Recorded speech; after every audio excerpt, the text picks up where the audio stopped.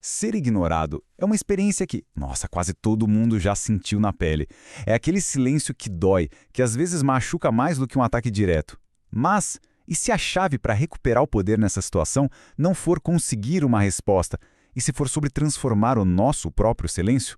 É exatamente essa perspectiva histórica que a gente vai analisar para aprender a dominar essa arte.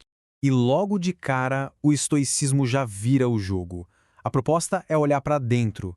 A fonte da nossa dor, veja bem, não é a falta de resposta do outro, mas a nossa própria teimosia em continuar esperando por ela. É essa esperança que acaba nos prendendo, que vira uma espécie de cativeiro. E essa espera, ela tem um custo emocional gigantesco. É como sangrar em silêncio. Não é só uma questão de tempo, é um desgaste que acontece minuto a minuto, sabe? Uma batalha interna que ninguém mais está vendo.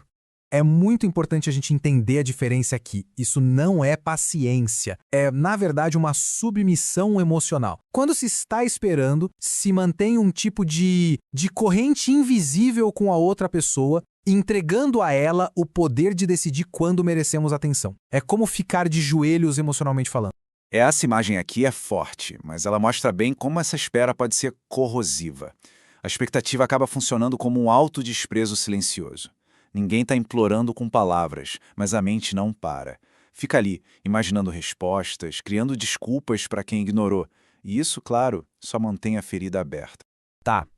E aí, qual é a reação mais comum? Tentar usar o silêncio como uma arma, né? Uma tática para forçar uma reação do outro.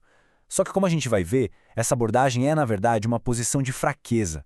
Ela só continua o jogo de poder, em vez de acabar com ele de vez. Olha só essa comparação, ela é fundamental.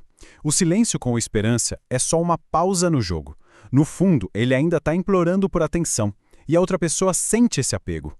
Agora, o silêncio que nasce da indiferença, essa é uma ruptura de verdade. Não tem mais disputa, não tem mais jogo. E é isso que muda completamente a dinâmica da situação. E aqui está o ponto central. Enquanto o silêncio for usado para esperar uma resposta, a pessoa continua presa. O outro percebe que ainda existe uma busca por validação e, com isso, o respeito se vai. O verdadeiro poder não está no ato de calar, mas na intenção que existe por trás desse silêncio. Então, a solução de verdade não é uma ação externa. Não é sobre bloquear a pessoa ou anunciar que está indo embora. É sobre uma transformação interna, profunda, um ponto onde a necessidade de ter uma resposta simplesmente morre. É um desligamento emocional completo. Parece um paradoxo, né? Por fora, a pessoa pode até parecer calma, distante, silenciosa. Mas por dentro, a mente está a mil, ensaiando diálogos, revivendo conversas, checando o celular, esperando aquela notificação. A expectativa é justamente esse barulho todo que impede que o verdadeiro silêncio aconteça. O objetivo aqui muda completamente. Não é mais provocar o outro para que ele volte, é sobre estabelecer uma fronteira para proteger a própria paz. O silêncio deixa de ser uma isca, uma ferramenta de manipulação, e vira a consequência natural de não precisar mais de nada que venha daquela pessoa. Pensa bem, cada minuto gasto esperando é um passinho para trás na própria autoridade. Tem gente que chama isso de maturidade, mas na verdade pode ser só medo de fechar a porta. A força de verdade está em decidir que o próprio valor não depende da aprovação ou do tempo de ninguém. E quando essa mudança interna acontece de verdade, quando a expectativa finalmente morre, o jogo de poder simplesmente se desfaz. Não tem mais tabuleiro, não tem mais peças. Por quê? Porque um dos jogadores decidiu que não quer mais jogar e simplesmente foi embora do campo. E olha que fascinante o que acontece. Isso gera uma reação em cadeia. Primeiro, a retirada emocional genuína tira o controle do outro. Essa perda de poder, de influência, gera uma inquietação que, por sua vez, leva à reflexão, e essa reflexão, que agora não tem para onde ir, vira um peso mental para quem ignorou. Esse é o pulo do gato. Enquanto o outro sentir que tem alguém ali, disponível, esperando, ele fica confortável. E o conforto não gera lembrança. O incômodo, a reflexão, até a saudade, tudo isso só começa quando existe uma ausência definitiva. E não é uma ausência física, é emocional. Isso tudo nos leva ao estado final, o mais poderoso de todos, a indiferença de verdade. E isso não é um ato, não é uma peça de teatro. É um estado de ser que representa um ponto sem volta. É muito importante entender isso. Não se trata de fingir frieza.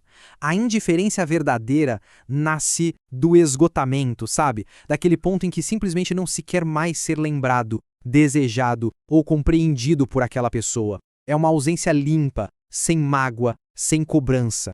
Essa frase, ela resume tudo. A atitude mais poderosa que se pode ter não é falar, não é se vingar. É simplesmente parar de esperar. E ao fazer isso, não se está vencendo o jogo, se está transcendendo o jogo. É como pegar o tabuleiro, virar as costas e ir embora. E a ironia final é que, ao se tornar genuinamente indiferente, a pessoa se torna uma presença impossível de ignorar na mente do outro. Não mais como uma vítima que espera, mas como uma ausência. Uma ausência que não pode mais ser controlada, que não pode mais ser acessada. A mente humana é assim, ela anseia por aquilo que escapa.